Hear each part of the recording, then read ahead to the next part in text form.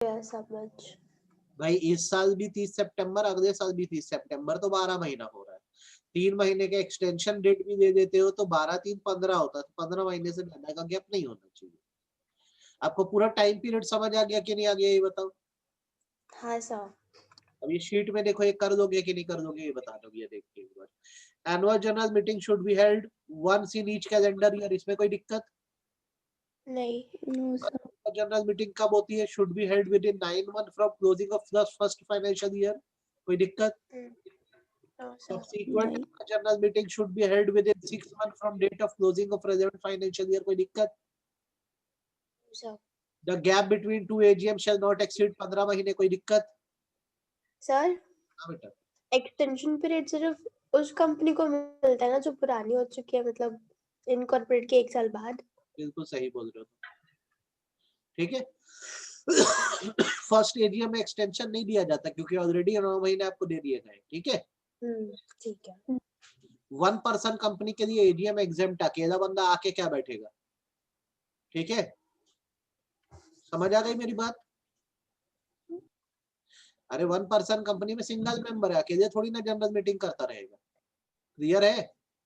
तो फिर ordinary resolution, special resolution कैसे होगा उसमें? एक कुछ ही नहीं बंदा होगा, है। अकेला साइनिंग कर देगा, वही जो बनाया वही रिजोल्यूशन है, नथिंग स्पेशल नथिंग ऑर्डिनरी, है ना।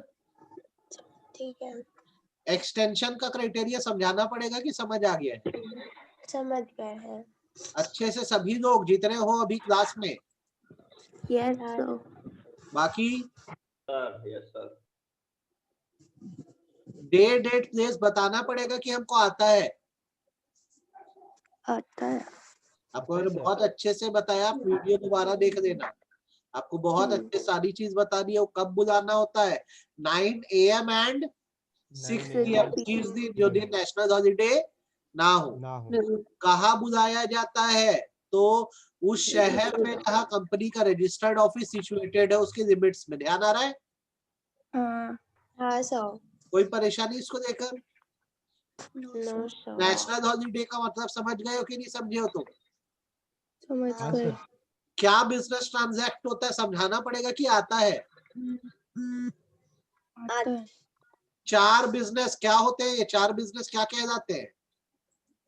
डिविडेंड डिक्लेयर करना, ऑर्डिनरी बिजनेस, ऑडिटर अपॉइंट करना डायरेक्ट। पढ़ लो भैया, 4 बिजनेस क्या डिस्कस होते हैं। Section 102 sub section 2 sub clause A क्या कहता है? Consideration of financial statement and report, यही बात अपन भी पढ़े। Declaration of dividend, appointment of director in case of retiring, appointment of and fixing of remuneration of auditor, कोई दिक्कत? No sir. इनके अलावा अगर कोई भी मैटर हो तो उसको कैसा बिजनेस बोलेंगे? स्पेशल। बिजनेस बोलेंगे। आप बता दीजिए, इसमें आपको कोई दिक्कत तो नहीं आ रही है? क्लियर है? No sir. हाँ। जैसे आपको मैंने जो बोला आप इसको पढ़ोगे, आपको एक एक शब्द इसके बनेंगे, आपको बिल्कुल दिक्कत नहीं आएगी, ठीक है। देखो यहाँ पे क्या लिखा है, एजीएम के अलावा अगर कभी भी कोई दूसरी मीटिंग शेयर होल्डर की बुलाई जाती है तो वहां के बिजनेस हमेशा स्पेशल ही होते हैं, इसमें कोई दिक्कत? No sir. क्लियर है? पेनल्टी क्या है अगर आप टाइम पे एजीएम नहीं बुलाते हो या एजीएम बुलाने में डिफॉल्ट करते हो? तो कंपनी के ऊपर, उसके ऑफिसर के ऊपर 1 लाख रुपए तक का फाइन लग जाता है। और फिर भी अगर वो टाइम नहीं लगा रहा है या एजीएम नहीं बुला रहा है तो 5,000 रुपए पर डे लगेगा जब तक वो एजीएम को नहीं कंडक्ट करवाता है।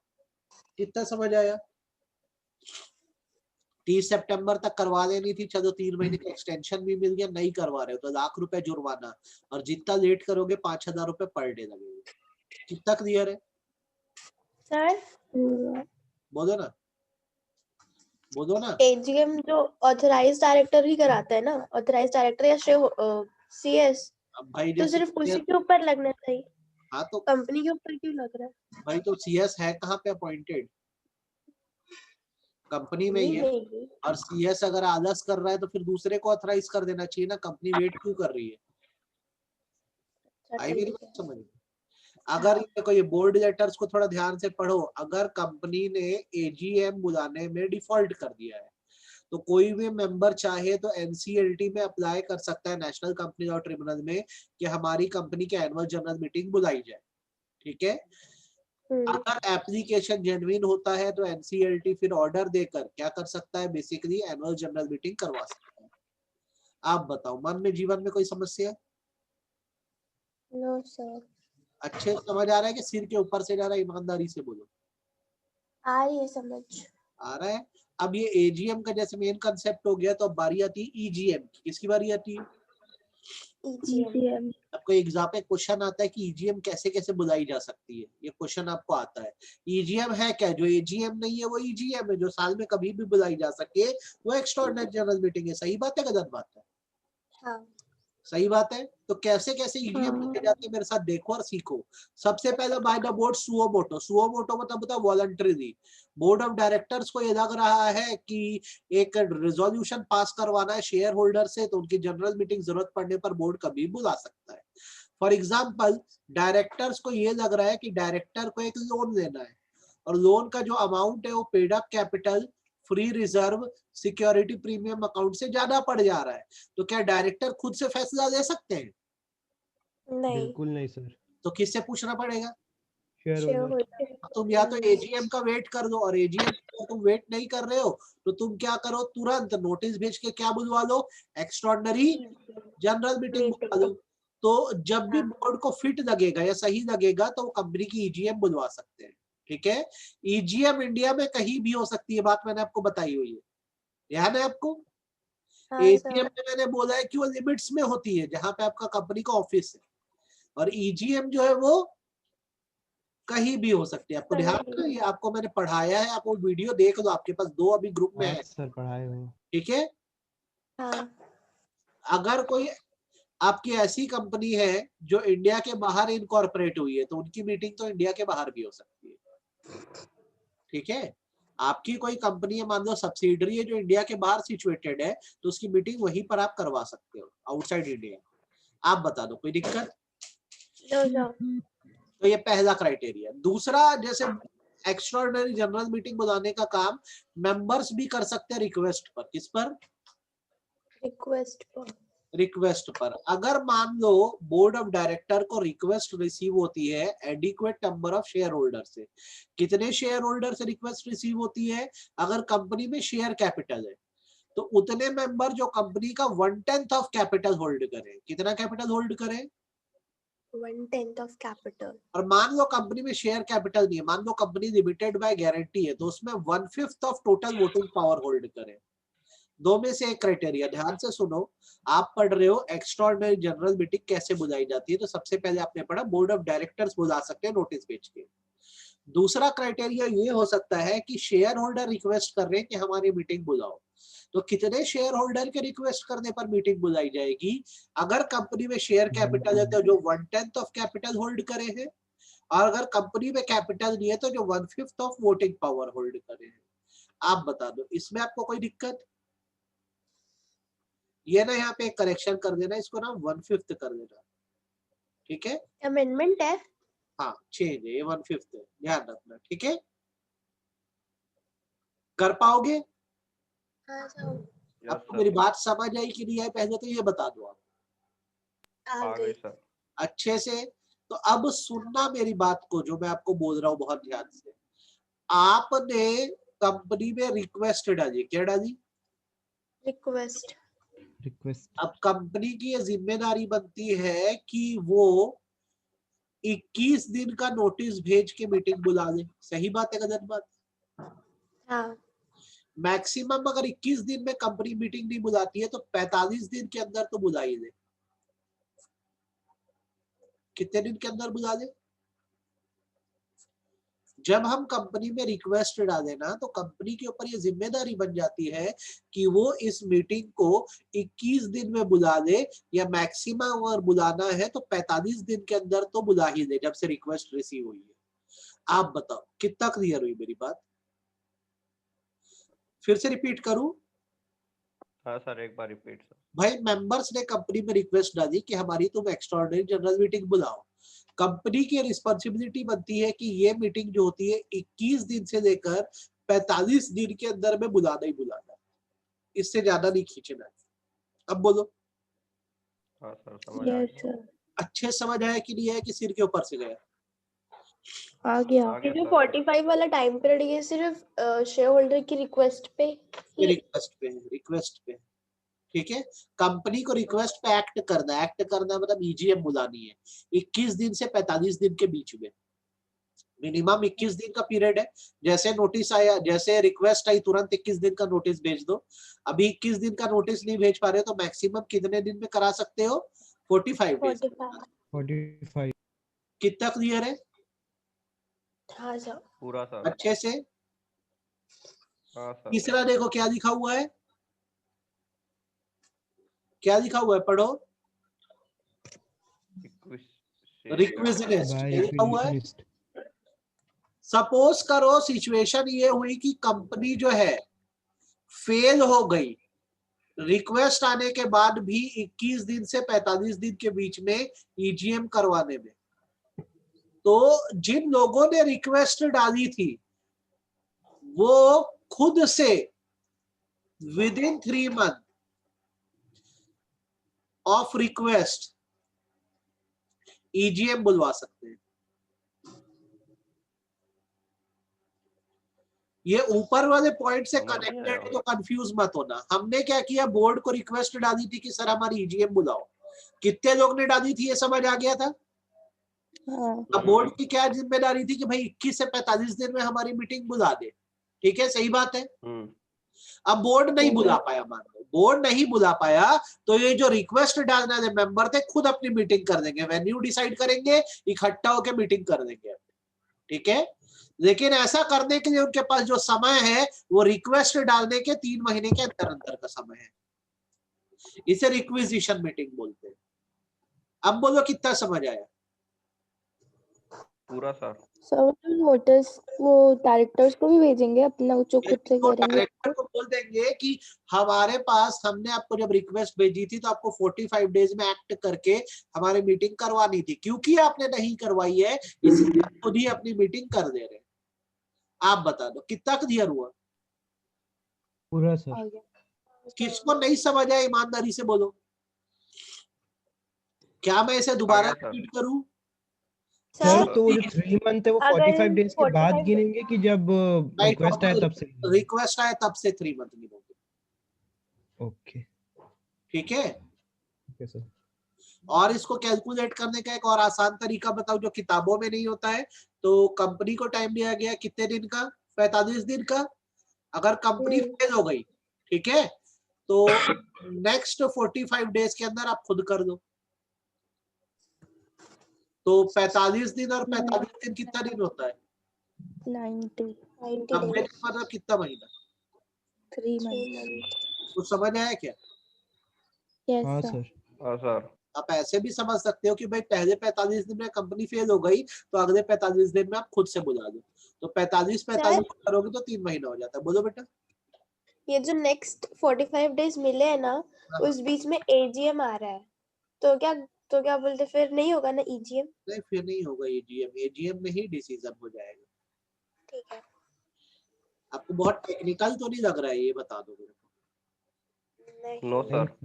आपको समझ आ रहा है ना? हाँ सर। हाँ हाँ सर। सर। अब उसके बाद चौथा जो ईजीएम बुलाने का काम है एनसीएलटी कर सकता है। कौन कर सकता है? National company tribunal. सपोज करो कि कोई ऐसा रीजन है जहां पर कंपनी जो है जनरल मीटिंग नहीं बुला पा रही, ठीक है, तो या तो ट्रिब्यूनल खुद से, सुओ मोटो वो वर्ड बार बार आपको मिलेगा, इसका मतलब होता है वॉलंटरीली। क्या होता है? वॉलंटरली। ठीक है। या फिर अगर कंपनी के डायरेक्टर या मेंबर अप्लाई करते हैं तो बेसिकली जो एनसीएलटी है वो कंपनी के जनरल मीटिंग का ऑर्डर दे सकता है, ठीक। फिर रिपीट करो, बहुत ध्यान से सुनो। सेक्शन 98 ये कहता है कि जहां पर जनरल मीटिंग बुलाना प्रैक्टिकल नहीं है किसी भी कारण से, ठीक है, जैसे अभी कोविड की सिचुएशन चल रही है, मे भी जनरल मीटिंग बुलाना है लेकिन नहीं हो पा रही है, तो एनसीएलटी खुद से या फिर किसके एप्लीकेशन पर, कंपनी के मेंबर या डायरेक्टर के एप्लीकेशन पर ये कर सकता है बेसिकली कि जो जनरल मीटिंग है उसको ऑर्डर दे सकता है। साथ ही साथ डायरेक्शंस दे सकता है कि किस तरह से जनरल मीटिंग करवाई जाए। आप बता दो, कोई दिक्कत? समझ आया कि नहीं आया? लाची वीडियो बंद कर दे बेटा। ये समझ आया कि सिर के ऊपर से गया? दोबारा रिपीट करूं क्या पॉइंट को? सेक्शन 98 क्या और कहता है कि अगर ये लग रहा है कि प्रैक्टिकल नहीं है कि जनरल मीटिंग बुलाई जा सके, तो नेशनल कंपनीज लॉ ट्रिब्यूनल खुद से ये डायरेक्टर्स के एप्लीकेशन पर जनरल मीटिंग का ऑर्डर भी पास कर सकता है और डायरेक्शंस भी दे सकता है एडिशनल की जनरल मीटिंग में क्या किया जाए क्या ना किया जाए। आप बताओ, ये बात क्लियर हुई आपको? सर हाँ बेटा। सर ट्रिब्यूनल को कैसे पता चलेगा कि हम लोग मीटिंग नहीं किए? सुओ मोटो का मतलब ही यही होता है कि जैसे मान लो कि कोई नेशनल इंपॉर्टेंस की कंपनी है, जैसे गवर्नमेंट कंपनी है, तो उसमें तो एनसीएलटी ध्यान रखा ही रहता है, ठीक है। और हमारी जैसी छोटी मोटी कंपनी है तो हम एप्लीकेशन डालेंगे तो करेंगे।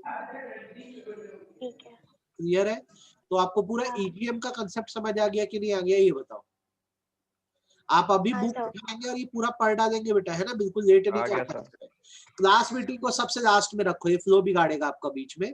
आप आ जाओ, ये क्वेश्चन आपको 7 नंबर का होता है, जनरल मीटिंग के एसेंशियल एलिमेंट क्या है? ठीक है, जनरल मीटिंग के एसेंशियल एलिमेंट क्या है, एक अच्छी जनरल मीटिंग कैसी होती है? तो कभी भी याद रखना, अच्छी जनरल मीटिंग वो है जिसको प्रॉपरली कन्वीन्ड किया जाए। कन्वीन्ड मतलब ढंग से बुलाया जाए। ढंग से बुलाने का मतलब एक प्रॉपर अथॉरिटी हो, ठीक है। प्रॉपर अथॉरिटी मतलब कौन होता है? सीएस या बोर्ड ऑफ डायरेक्टर, और सही समय पर प्रॉपर नोटिस देकर बुलाया जाए। आप बताओ, इसमें कोई दिक्कत?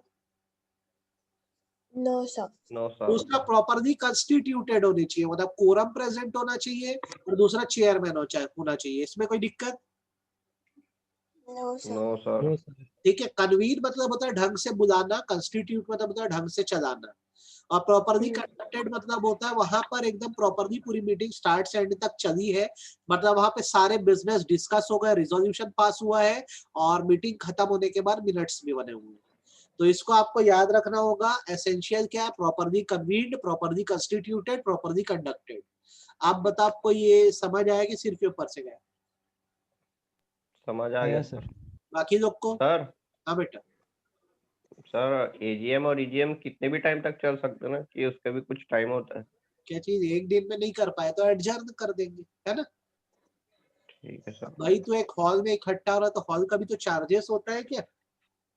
अब जैसे बड़ी बड़ी कंपनियां, जैसे मैं बोलता हूँ वैभव लिमिटेड बहुत रईस आदमी है, बहुत बड़ी कंपनी है, तो ये अपना स्केड्यूल ही दे देता है कि मेरी एजीएम 2 दिन चलेगी, तो 2 दिन में क्या करेगा? ब्रेकफास्ट, लंच, डिनर, और जो मीटिंग का रिजोल्यूशन उसके ऑर्डिनरी बिजनेस, फिर अगले दिन ये कल्चरल इवनिंग रख देगा। स्कूल का एनुअल फंक्शन होता है ना, एक दिन भी चलता है, 2 दिन भी चलता है, अब वो तुम देख लो कैसे करना है। समझ आई मेरी बात? Yes sir. आप बताओ, ये कितना समझ आया आपको? पूरा। आ गया? नीचे देखो, ये मेरे को बताना पड़ेगा कि तुम कर सकते हो। टाइप्स ऑफ रेजोल्यूशन बन जाएगा? हाँ। हो जाएगा सर ये वाला। ऑर्डिनरी, स्पेशल कर देंगे? हाँ सर। स्पेशल नोटिस बताना पड़ेगा कि आता है? आता है। क्या होता है बोलो तो, बोलो बोलो जो बोलो। डायरेक्टर से रिलेटेड होता है। हाँ स्पेशल नोटिस हाँ, जिसमें बोलो। जो मेंबर्स होते हैं वो ऑडिटर और डायरेक्टर को अपॉइंट जो रिमूव डायरेक्टर्स और करना, ऑडिटर से रिलेटेड होता है उनको अपॉइंट करना या उनको रिमूव करना। रिकमेंडेशन का वो करना। कितने लोग चाहिए ऐसा रिजोल्यूशन पास करवाने के लिए? स्पेशल नोटिस कितने लोग देते हैं? 1% ऑफ 1% जिसके पास ऑफ वोटिंग राइट है, वोटिंग या राइट फिर है, या तो फिर 5 लाख से ज्यादा पेड अप हाँ। है। कर पाएंगे कि नहीं कर पाएंगे, ये बताइए। हाँ सर। हाँ सर। आप यहाँ तक पढ़ो आज, ठीक है? इतना ही बहुत ज्यादा है। अभी बुक निकालना, टोटल पूरा पढ़ के देना है ना? ये अभी नोट्स, अब सबके पास नोट्स है ना कि कोई बचा है अभी भी देने को? है सर। तो ये भैया, ये अभी मैंने आपको इतना टिक करा दिया, इसको फटाफट आप खुद भी पढ़ डालो तो, है ना? एक एक लाइन पढ़ना इसकी, और मैं अभी थोड़ी देर बाद मैसेज करके किसी से स्क्रीनशॉट पूछ लूंगा, दिखाओ करके, ठीक है? मैं कॉल करूंगा आपको, किसी को भी रैंडमली, और ये कॉल मैं करूंगा 4 से 5 बजे के बीच में। उठा देना फोन और मेरे को दिखाना कितना पढ़े हो। ये अभी बैठ के पढ़ो आप, ठीक है? Yes sir. ठीक। कल ये आगे का खत्म करते हैं। सारी चीज आपको पढ़ाई हुई है बेटा, आपको मैंने ये चीजें करा दी है, नोटिस वोटिस करा दिया है, मेरे को सिर्फ आपको मार्किंग करवानी है, ठीक है। इसको करा के मैं चैप्टर आपका खत्म करवा देता हूँ, ठीक है बेटा। ये आप करो, कल से 2 टाइम पढ़े, हाँ कल से 2 टाइम पढ़ते सुबह शाम, है ना। आज भाई दूज है ना, यस सर। हाँ सर। ठीक। इतना पढ़ो तो भैया, पहले कहाँ तक पढ़ना है, जितना मार्किंग किया हो यहाँ तक, प्रोसीजर मत पढ़ना, उसके ऊपर तक पढ़ना है ना। पढ़ो, ये पढ़ो। टैक्स हो रही है अभी नहीं हो रही है? हो रहा है सर कितना बचा है है टैक्स? क्या सर आज? मेरे को नहीं पता, मेरे प्रियांक सर से बात नहीं हुई है। कितना बचा है टैक्स? आज डीटी ऑलमोस्ट टीटी हो गया, वाईडीटी स्टार्ट करना है कब से हो और जीएसटी GST चालू स्टार्ट? होगा कल या फिर आज? परसों। आज से नहीं, आज क्लबिंग बचा हुआ है, अच्छा, कल हाँ, से हाँ। होगा, कल या जीएसटी अटेंड कल करना, परसों। जीएसटी अटेंड करना, ठीक है। अरे मैं तेरे को नहीं ठीक बोल रहा है। वैभव, आरजू श्रुति अटेंड करना जीएसटी, है ना। चलो ये कर दो आप, काफी है।